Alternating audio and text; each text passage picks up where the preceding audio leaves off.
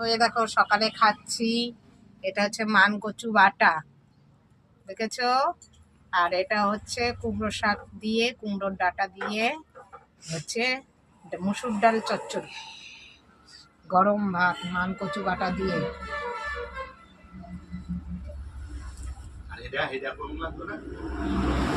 hello বন্ধুরা, আমার বড় হইলে আমার দিদামা এবং মাসি এবং মামা এবং চচ্চড়ি